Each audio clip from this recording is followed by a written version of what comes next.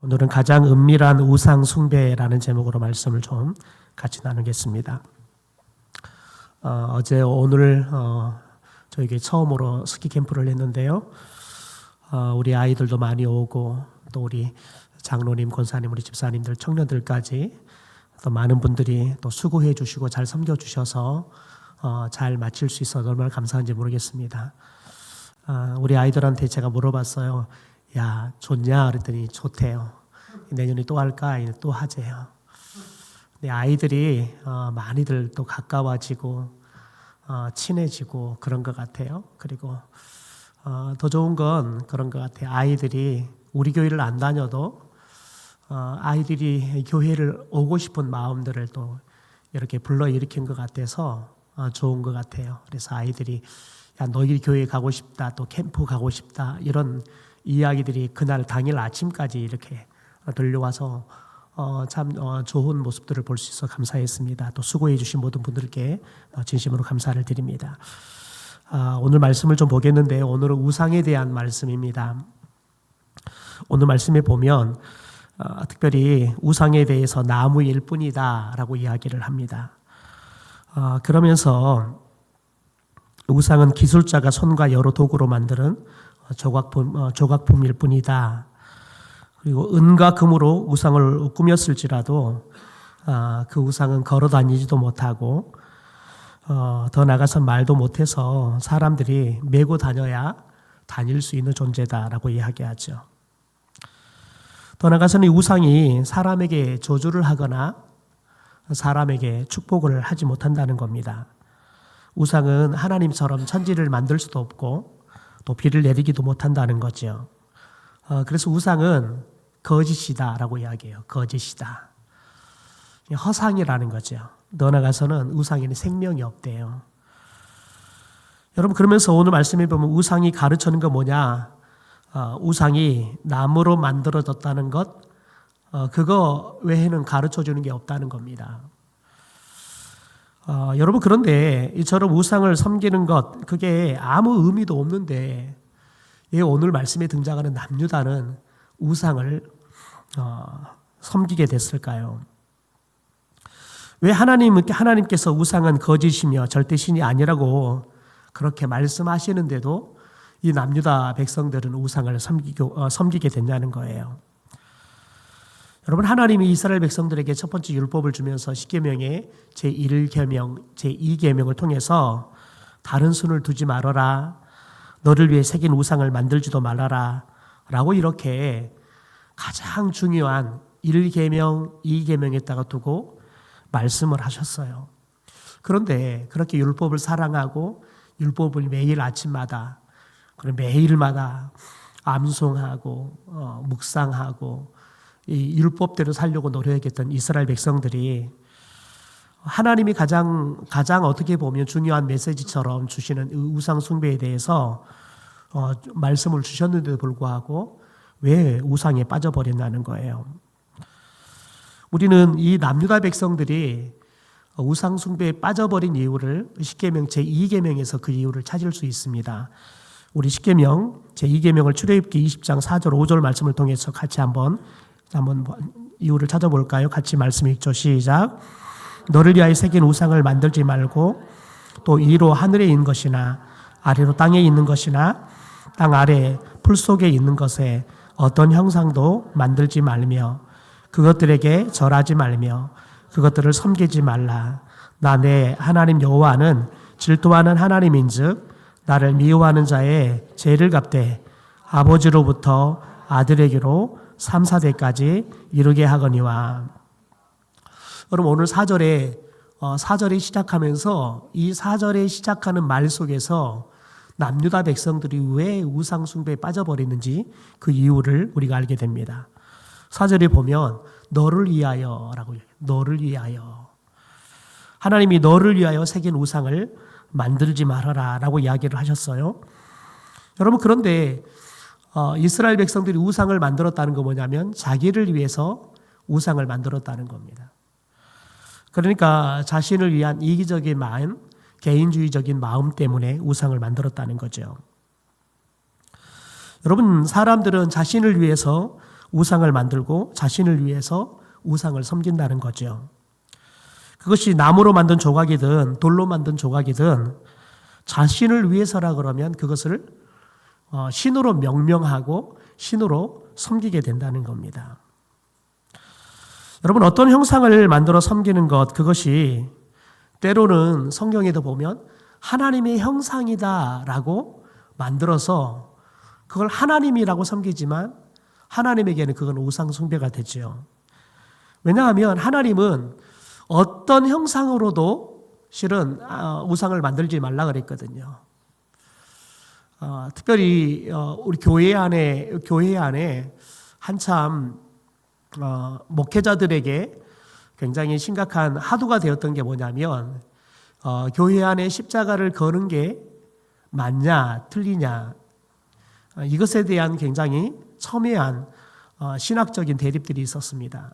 그래서 약간은 좀 보수적이고 한 합동측 교회 같은 경우는 교회 안에다가는 예배당 안에든 십자가를 걸지 말자라고 결정을 했어요. 왜냐하면 성도들이 자꾸 이 십자가의 형상을 굉장히 신뢰하는 거예요. 가령 예를 들면 여러분 십자가 목걸이를 만들어서 걸고 다니지요. 근데 십자가 목걸이를 걸고 다니다 잊어버렸어요. 그러면 덜커덕 이제 뭐 겁이 나는 거예요. 마치 여러분 십자가가 이 나무 십자가 이게 하나님인 것처럼 사람들이 생각한단 말이죠. 그래서 실은 합동 측에서는 십자가 모양조차도 만들지 말자. 왜냐하면 이 십자가 모양이 실은 우리가 믿는 게 아니잖아요. 십자가 하면 우리에게 떠오르게 하는 의미는 예수 그리스도시죠. 예수 그리스도의 십자가에서 우리를 향한 그분의 구원의 사랑, 여러분 그분의 헌신적인 사랑, 우리를 위해서 목숨까지도 아끼지 않았던 그분의 사랑을 우리들이 봐야 되는데 정작 그건 까마득히 잊어먹어버리고 십자가 그 모양에 우리가 너무 집착하는 거죠. 여러분 그래서 어떤 일도 벌어졌냐면 십자가를 우리들이 뭐 80년대, 90년대 특별히 이런 프로젝트가 나오기 전까지는 십자가를 거는 게 크게 문제가 되지 않았어요. 왜냐하면 대부분 다 십자가를 강단의 한 가운데 달았으니까요. 그런데 프로젝트가 나오기 시작하면서 이제 스크린을 한 가운데 놔야지 사람들이 어느 곳에 보더라도 다 잘 보일 수 있잖아요. 스크린을 설치하다 보니까 십자가가 가리는 거예요.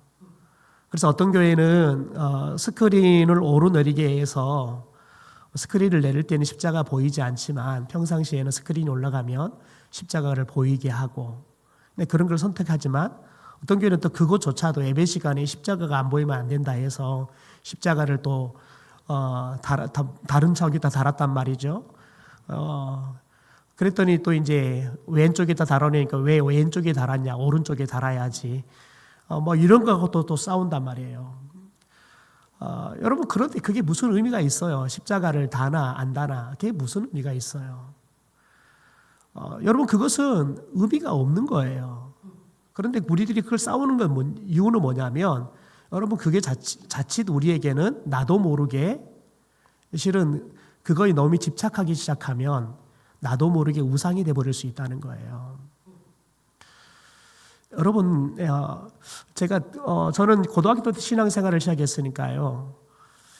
제가 처음 신앙생활했던 교회 목사님께서 제게 세례를 베풀었던 목사님께서 굉장히 고지식하신 목사님이셨어요. FM이셨어요. 그분은 찬송호를 불러도 FM으로 찬송호를 부르고 설교를 하셔도 첫 자부터 시작해서 마지막 자까지 글자를 다 쓰셔가지고 처음부터 마지막까지 틀리지 않고 또박또박 읽는 게 설교였어요. 그러니까 목사님은 성도들을 한 번도 눈을 보지 않고 설교를 처음부터 마지막까지 하시는 거예요. 그러니까 성도님들은 조금 지나면 목사님이 나를 안 보니까 성도님들도 목사님을 안 보시고 시간이 좀 지나면 다들 주무시고 계시는 거죠. 그렇게 고지식한 분이신데 여러분 근데 목사님께서 이 강단에 대해서 굉장히 엄하게 다루셨어요. 혹시 예배를 드리는데 아이들이 이제 걸음마 배우고 조금 하면은 그 교회는 이제 조그마한 교회여서 유아실이 없었어요. 엄마가 같이 예배 드리는데 엄마가 한참 예배 드리다 보면 아이가 그냥 걸어와서 강대상에 올라오잖아요. 그러면 난리가 나는 거예요. 이 강대상이 어디라고 아기가 올라오는데 그걸 그만두냐는 거예요. 여러분, 강대상이 거룩한 게 아니에요. 여기서 선포되어지는 말씀이 거룩한 거예요.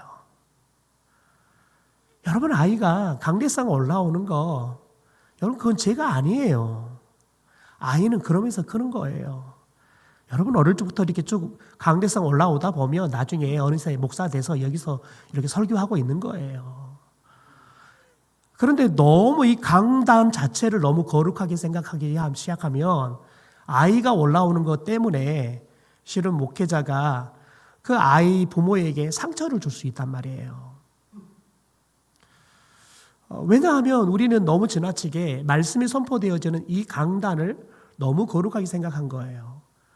여러분, 이 강단이 거룩한 게 아니라 강단에 선포되어지는 말씀이 거룩한 거예요. 여러분, 어떤 교회를 가면 강단이 2교회예요. 심지어는 어떤 교회를 가면 강단이 3개인 교회도 있더라고요.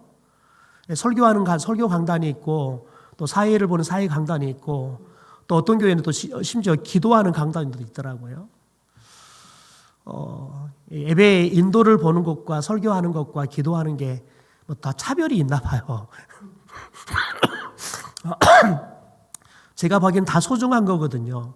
다 예배에 있어서 다 하나님 앞에 드리는 거룩한 순서이기 때문에 다 중요한 거예요. 나름대로 뭐 그분들에게는 또 나름대로 목회적인 의미가 있겠죠. 근데 저는 개인적으로 실은 별로 그렇게 하고 싶지는 않습니다. 장로님이 기도하나 목사가 설교하나 아니면 어린아이가 예배 인도를 맡아서 허슨 예배 드리고 할 때에는 순서를 인도할 수도 있지요.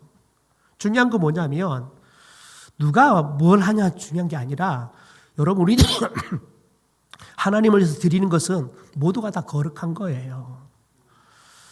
그런데 우리들이 그걸 놓쳐버리면 비본질적인 부분 때문에 정작 여러분, 하나님은 우리 가운데 사랑을 주시고 용서를 주시고 우리 가운데 화목을 주시는데 하나님이 전혀 소중하게 생각하지 않는 것을 우리 너무 소중하게 생각하면서 그것 때문에 사랑을 잃어버려요.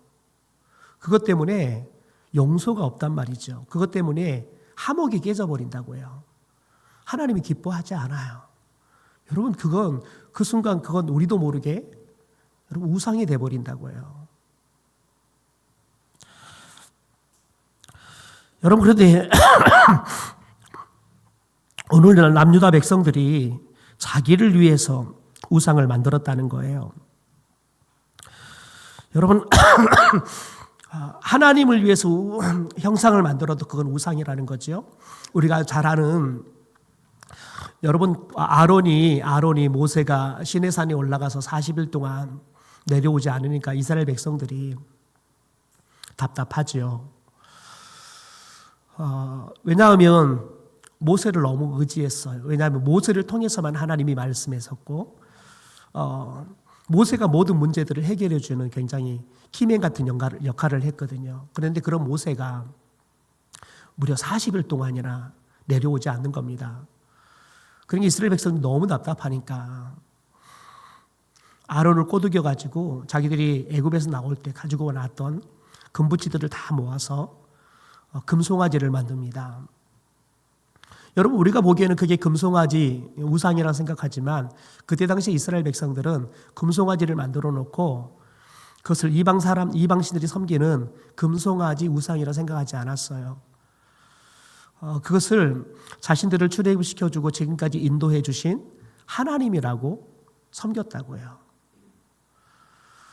여러분, 사람은 자꾸 본능적으로 내 눈에 보여야 되고요. 만져져야 되고요. 자꾸 사람은 그러고 싶어 해요. 그러니까 배우자가 나를 사랑하는지 아는지 자꾸 들어야지만 저 사람이 나를 사랑한다고 자꾸 확신을 가지려고 해요. 말 안 하면 나를 사랑하지 않는 건 아닌가라는 의심이 들죠.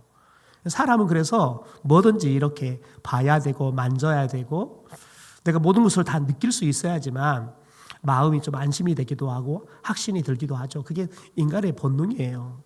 그래서 하나님께서 그걸 너무너무 잘 아셔서 여러분, 하나님께서 끊임없이 이 이스라엘 백성들이 이야기하는 거 뭐냐면, 너희들이 가나안 땅에 들어가면 너희들이 저 우상을 절대 섬기지 말라는 겁니다.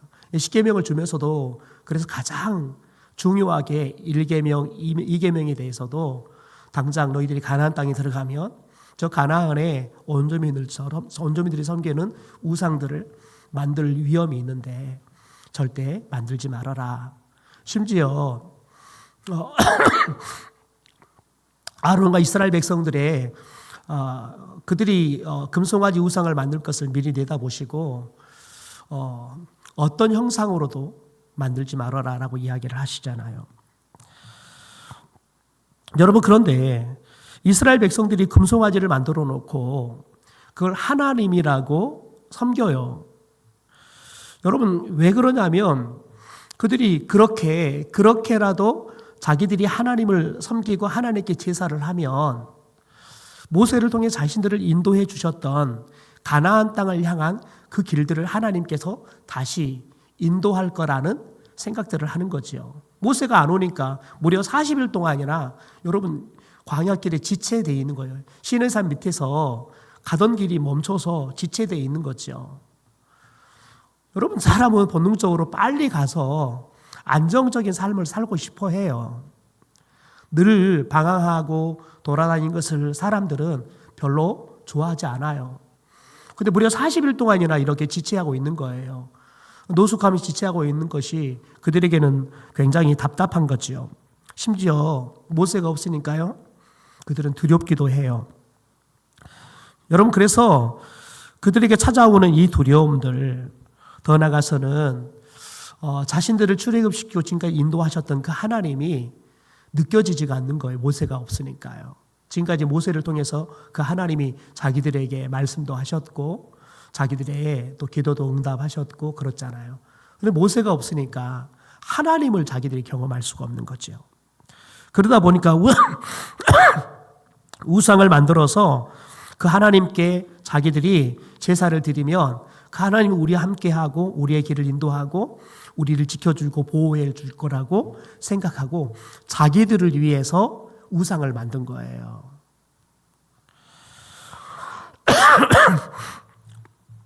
그러니까 철저하게 이스라엘 백성들은 하나님을 위한 게 아니라 자신을 위해서 우상을 만들었다는 거죠. 여러분, 이스라엘 백성이 가나안 땅에 정착했을 때 그들의 주업은 목축업입니다. 그런데 가나안 땅에 정착하면서 그들이 목축업에다 주업들이 좀 바뀌어요. 농업으로 그들이 먹고 사는 게 바뀌어요. 그런데 이스라엘 백성들은 목축업에 대해서는 누구보다 탁월한 전문가지만 농업에 대해서는 한 번도 농사를 지어본 적이 없는 겁니다. 도대체 씨를 언제 뿌려야 되는지, 씨를 뿌릴 때는 어떻게 뿌려야 되는지, 뿌리고 흙을 얼마나 높이 덮어줘야 되는 건지, 물은 어떻게 줘야 되는지 아는 게 하나도 없는 거죠.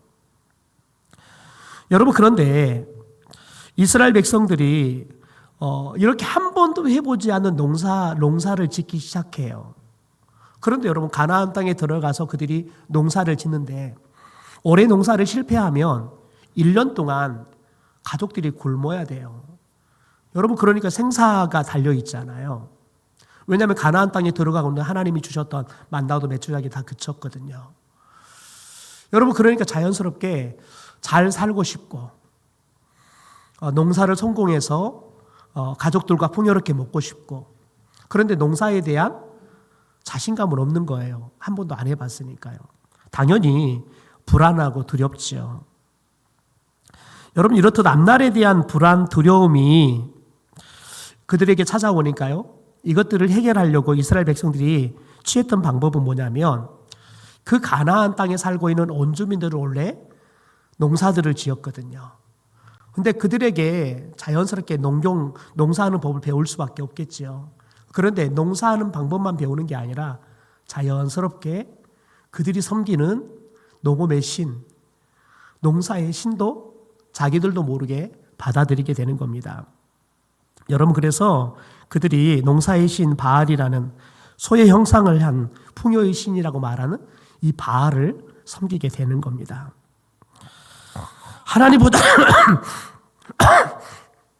여러분, 하나님보다는 농사의 신을 섬겨야 농사도 잘 되고 더 많은 수확을 얻을 수 있을 거라고 생각해요. 왜냐하면 자기들이 섬겼던 하나님은 자기들이 목축업을 할 때 목축업의 하나님이라고 생각했거든요.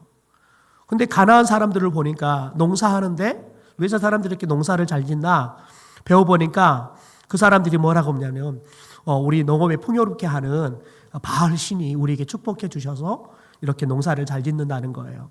그러니까 자연스럽게 그들이 농사를 잘 짓고 싶은, 그래서 자기들이 풍요롭게 살고 싶어서 자기들이 하나님의 말씀을 어겨가면서 자기들을 위해서 바알을 섬기게 되는 겁니다. 여러분, 이스라엘이 왕국 시대를 맞이합니다. 여러분, 그럴 때에는 태양과 계곡의 신인 몰록을 섬기게 되어집니다. 왜냐하면 왕이 다스리는, 그래서 탁월하게 튼튼한 아주 부강한 나라들이 보니까 이 몰록의 신을 섬기거든요.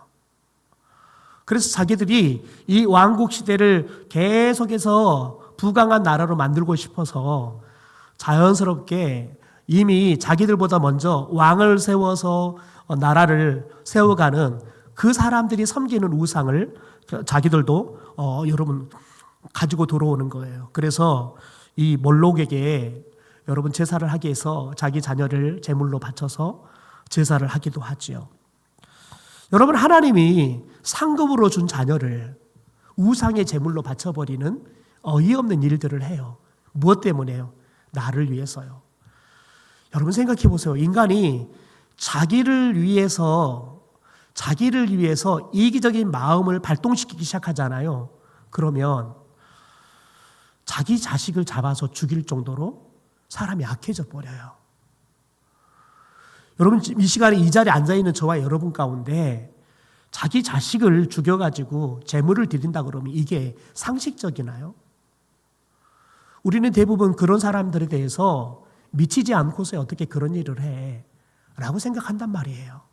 여러분, 그런데 자기 중심적이 되잖아요. 그러면 그렇게 정말 우리들이 상상할 수 없는 비상식적인 일들을 하게 돼요. 이스라엘 백성들이 그랬다고요. 여러분, 에레미야 시대를 보면 강대국의 침략들이 너무 많았단 말이에요.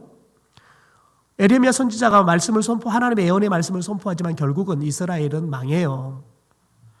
여러분, 그러니까 이 에레미야 시대에 이스라엘 백성들이 강대국의 침략을 막겠다고 여러분 아수리 우상이었던 화신인, 불의 신인 여러분 나스룩을 섬기게 돼요. 또 바벨론의 우상 태양의 신인 마루둑을 섬겨요. 그러면 강대국의 침략을 막을 수 있다고 생각했던 거예요. 여러분, 하나님의 백성이었던 이스라엘 백성들은 이렇게 시대에 따라서 그들이 처한 환경에 따라서 상황에 따라서 자신들을 위해서 끊임없이 우상들을 만들고 우상을 섬기는 일들을 했어요. 우상을 섬기지 말아야 되는 것들을 여러분 말씀으로 들어서 알았어요. 그럼에도 불구하고 그들의 상황이 하나님을 섬기는데 상황이 아니라 다른 상황이 찾아오니까 여러분 하나님의 말씀이 없어져 버려요. 하나님이 없어져 버리고 여러분 그 상황에 맞춰서 그들이 새로운 우상을 만들고 그 우상을 섬기는 타락한 삶으로 그들이 빠져버리더라는 거지요. 여러분, 그래서 철저하게 그들은 자신을 위해서 우상을 만들고 우상을 섬기는 일들을 했습니다. 그래서 하나님이 우상 숭배를 멈춰라 라고 명령을 해도요, 심지어 우상은 나무일 뿐이다 아무리 말씀을 해도요, 이스라엘 백성들은 그 우상 숭배를 멈추지 않았어요. 여러분, 우상 숭배를 포기하지 않았던 이스라엘은 하나님도 우상을 섬기듯이 나중에는 섬기게 돼요. 그러니까 여러분, 우상을 섬긴다는 건 뭐냐? 자기를 위해서 우상을 섬겨요. 그러니까 여러분, 우상을 섬긴다는 것은 늘 우상을 자기 편의에 따라서 자기의 필요에 따라서 이용해 먹는 거예요. 그게 우상이에요. 여러분, 그런데 하나님도 그들이 그렇게 섬기기 시작하는 거예요. 하나님의 뜻대로, 하나님의 방법대로 하나님을 섬기는 게 아니라 자신들이 생각하기에 자신들의 방법으로 하나님을 섬기기 시작하는 거죠. 여러분, 그러니까 그것은 철저하게 이건 좀 하나님이 도와주면 좋겠어. 그러면 또 하나님께 예배를 드리는 거죠. 그런데 그게 필요치 않잖아요. 그러면 다른 게 필요하다 그러면 우상을 만들어서 또 그렇게 섬기는 겁니다. 그러니까 어느새 하나님 중심이었고 오직 하나님만 섬겼던 이스라엘 백성들이 가나안 땅에 들어가서 새로운 상황, 새로운 환경, 새로운 직업 이런 게 생기다 보니까 거기에 따라서 우상도 섬기더니 나중에는 우상을 섬기듯이 하나님을 섬겨버린다고요. 여러분, 그들은 도둑질하고 살인하고 거짓 맹세해요. 여러분, 그러면서 바알을 섬기고 심지어 이름도 모르는 신도 섬겨요. 자신의 삶이 어떠하든지, 그러니까 자신들이 삶을 살면서 어떻게 살았든 상관없이 하나님의 성전에 와서 하나님께 제사만 드리면 됐다고 생각해요. 여러분, 그리고 또 내려가면 하나님의 뜻과 하나님의 방법과는 아무런 관계없이 또 자기들이 살고 싶은 대로 살아요. 그리고 또 이제 올라와서 성전에 올라와서 하나님께 제사 드리면 됐다고 생각해요. 그러면 하나님이 나 축복해 줄 거야 라고 생각하는 거죠. 여러분, 그런 생각해 보십시오. 하나님의 말씀도 없고 하나님이 내 삶 가운데 계시지도 않는 거예요. 하나님은 성전 안에 가둬놓고 자신의 삶에는 하나님이 없는 삶을 살아가는 거지요. 그래서 또 성전에 오면 하나님을 잘 믿는 것처럼 또 거룩하게 할 수 있으면 더 비싼 제물을 하나님 앞에 드리려고 하죠. 그러면 내가 비둘기 드릴 때보다는 하나님이 내가 양을 드리면 더 기뻐하고 양보다는 소를 드리면 하나님이 나를 더 축복해 줄 거라고 생각하는 거지요. 그러니까 내가 삶을 거룩하게 하나님 앞에 사는데 신경을 쓰지 않고 어떻게 하면 내가 더 비싼 제물을 하나님 앞에 드릴까? 마치 여러분 복채 같은 거죠. 여러분 마치 굿비 같은 거죠. 비싼 굿일수록 여러분 굿비가 더 많이 들어가잖아요. 그러듯이 하나님을 사람들이 섬기기 시작하더라는 거죠.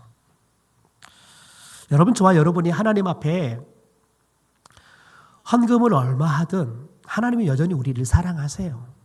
저와 여러분이 교회 와서 100가지를 봉사하든 한 가지를 봉사하든 하나님 우리를 사랑하세요. 여러분, 우리가 하나님을 위해서 일하는 거 뭐냐면 하나님이 베풀어 주신 은혜가 너무 감사해서 우리가 봉사하는 거예요. 여러분, 그런데 우리가 어느 순간에 그 감사도 잃어져 버려요.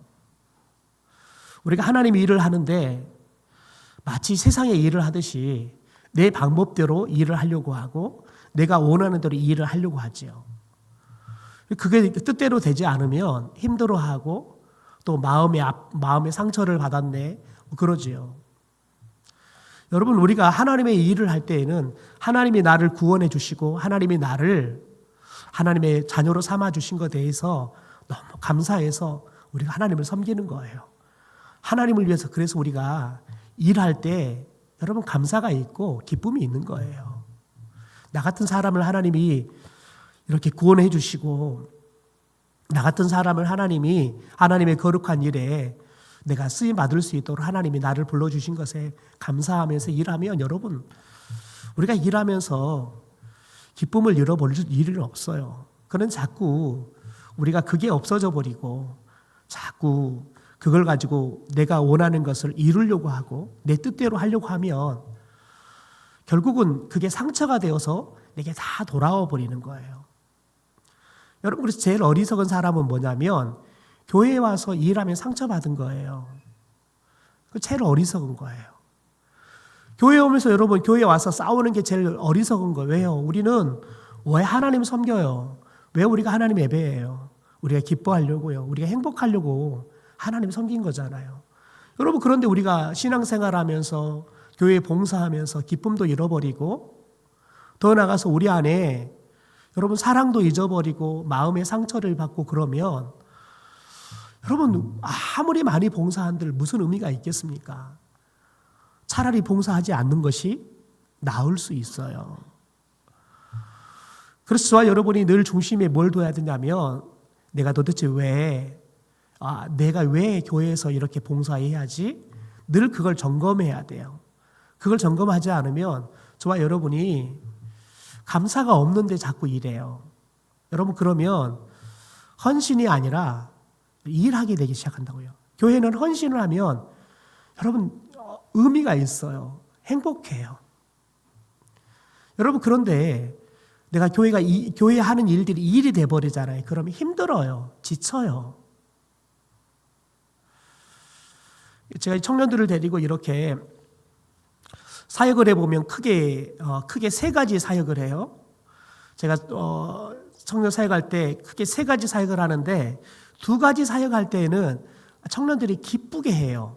하고 돌아와도 청년들이 막 힘이 나요. 뭐냐면 선교 갈 때 하고요.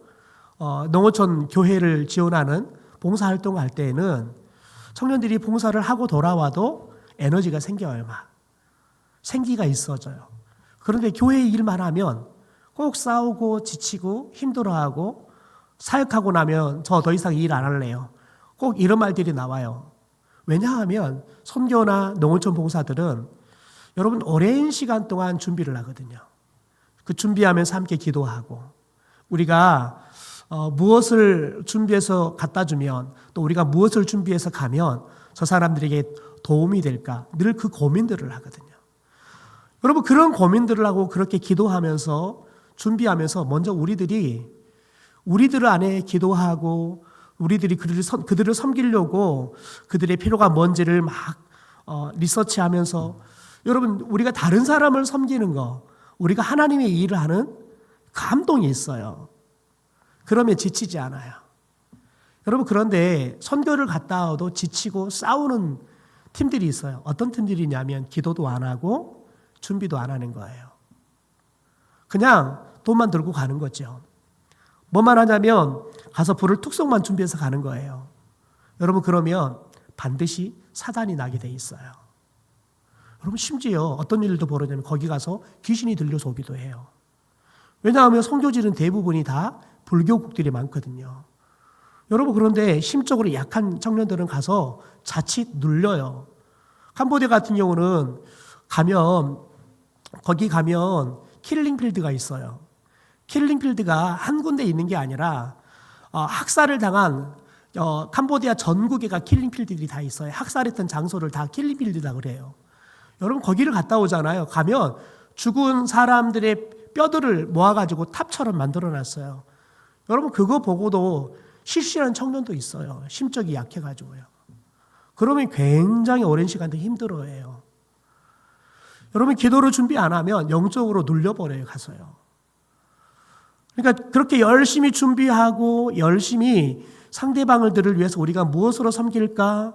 그리고 함께 전혀 해보지 않는 일들을 하잖아요. 그러니까 서로 이렇게 마음도 모아야 되고 손발도 맞춰야 하기 때문에 그러면서 사이들도 더 깊어진단 말이죠. 그래서 청년들을 선교를 데리고 갔다 오면 꼭 10일 정도 갔다 오면 청년들이 2쌍, 3쌍 꼭 연인들이 생겨요.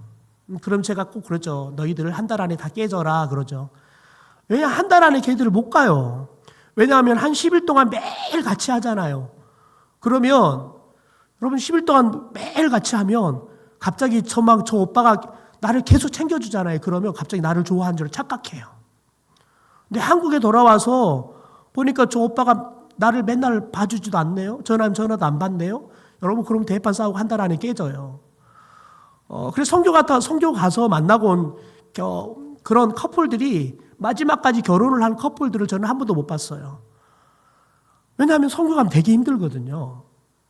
되게 힘들어요. 왜냐하면 잠자리도 불편하죠. 먹는 것도 시원치 않죠. 그리고 계속해서 강행군이죠. 덥죠. 그러니까 지쳐버려요.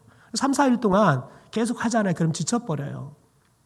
보통 한 3일 전일 되면, 그래서 3일째가 되면 꼭 수영을 시켜줘야 돼요. 수영을 시키고 나면, 수영하고 나면 애들이 안 지쳐요. 다시 살아나요. 그런데 그거 안 해주잖아요. 그러면 애들이 아파요. 여러분, 이렇게 선교나 농어촌 봉사든 우리가 기도로 준비하고 함께 팀으로 사역들을 준비하고 하잖아요. 그러면 기쁨이 있어요. 또 가서 섬겨보니까 여러분 생각해 보세요. 머리를 감겨도 검정물이 계속 나와요. 못 모르고 처음에는 하얀 수건과 갖고 머리 닦아주고 있는데 머리 한 2명 닦고 나니까 수건이 새카매져요. 여러분, 그런데 우리나라에서 그런 사람 머리를 누가 청년들이 씻기겠습니까? 근데 성교지 가서는 씻겨요. 여러분, 찬빗을 갖고 왔고 아이들 이렇게 머리를 빗겨주잖아요. 그럼 이가 두두두둑 떨어져요. 심지어 가서 성교하고 이 올라와가지고 벅벅 긁고 있는 녀석이 있어요. 여러분, 그런데도 너무 행복해해요. 왜요? 준비하니까요. 깨어서 기도하고 함께 준비하고 손발을 맞춰가면서 같이 남을 위해서 같이 섬기니까요. 너무 사랑을 나누는 게 너무 의미 있게 느껴지거든요. 여러분, 그런데 교회 일을 하잖아요. 그러면 그냥 지금까지 교회 일하는 방식으로 또 지난번에 일할 때 그런 관계들로 해버리면 좋으면 괜찮은데, 지난번 일할 때 한번 틀어졌잖아요. 그러면 그 감정이 쌓여가고 이번 일을 하는데 별스럽지도 않는 문제 가지고 지난 쌓인 감정 가지고 터져버리니까 굉장히 어려운 일들이 많죠. 그러면 절대 나 교회 일 안 한다고 뛰쳐나가는 청년들이 꼭 나와요. 왜요? 준비하지 않기 때문에 그렇습니다. 그냥 감동도 없이 왜 이걸 하는지도 생각도 없이 막 하는 거예요. 그러니까 지쳐버리고 재충전이 안 되니까요. 이 드라이한 영혼으로 하나님 일을 하면 여러분 사람을 힘들게 해요. 나만 힘든 게 아니라 다른 사람도 힘들게 해요. 여러분, 저와 여러분이 하나님을 섬길 때도 마찬가지입니다. 저와 여러분이 하나님을 예배할 때도 마찬가지입니다. 여러분, 그래서 예배의 감독이 있는 교회들은 30분 전부터 찬양을 해요. 성도들에게 기도로 준비하라 그래요.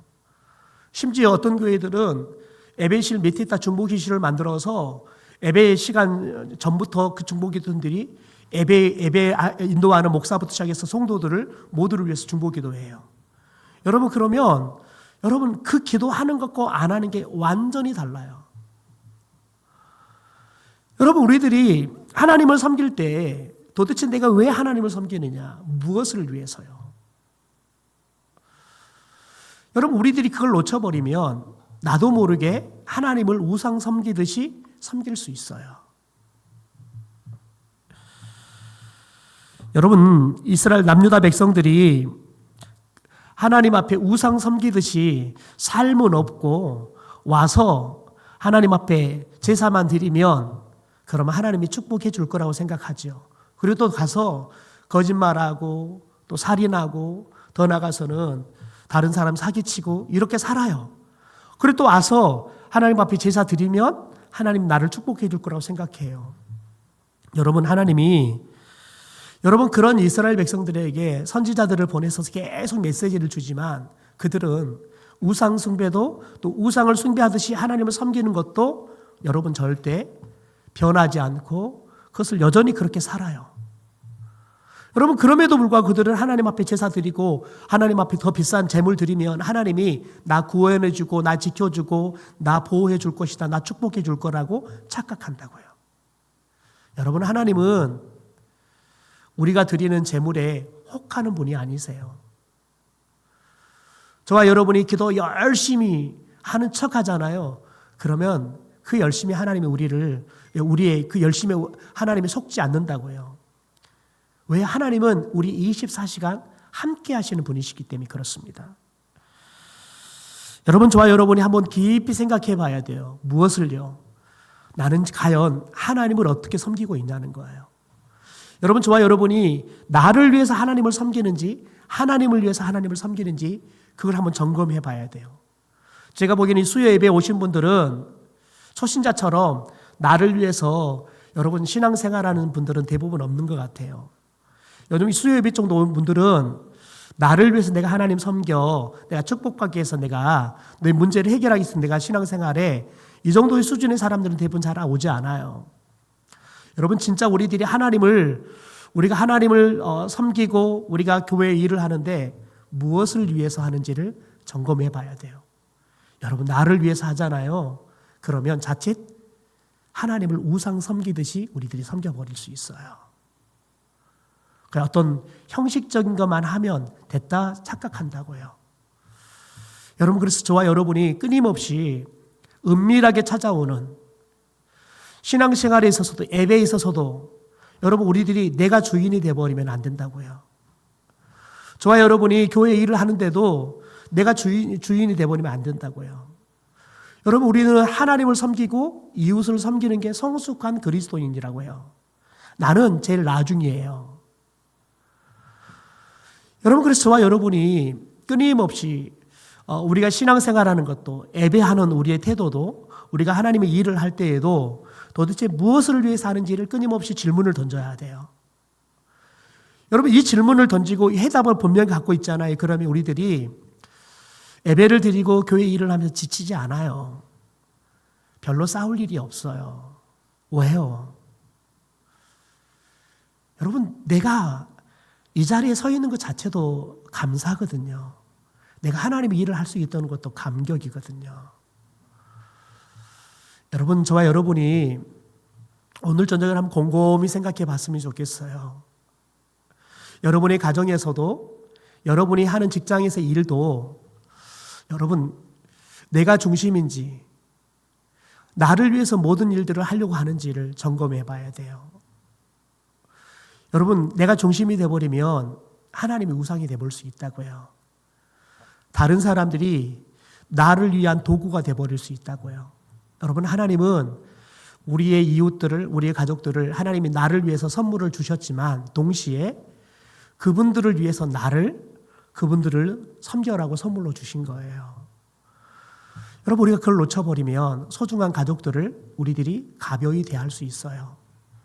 가족들과 함께 살아가는, 그래서 가족들에게 사랑받고 내 사랑을 가족들에게 나눠야 할 그 시간들을 우리들이 증오하고 미워하고 비난하다가 시간을 보내버릴 수 있어요. 저는 우리 성도들이 늘 여러분의 삶 가운데 하나님이 여러분의 중심 가운데 있기를 소망합니다. 여러분이 말을 하더라도 하나님을 위해서, 먹더라도 하나님을 위해서, 우리가 교회 일을 위하더라도 하나님을 위해서. 여러분, 그러면 하나님이 우리를 위해서 일하시고 축복하실 줄 믿습니다.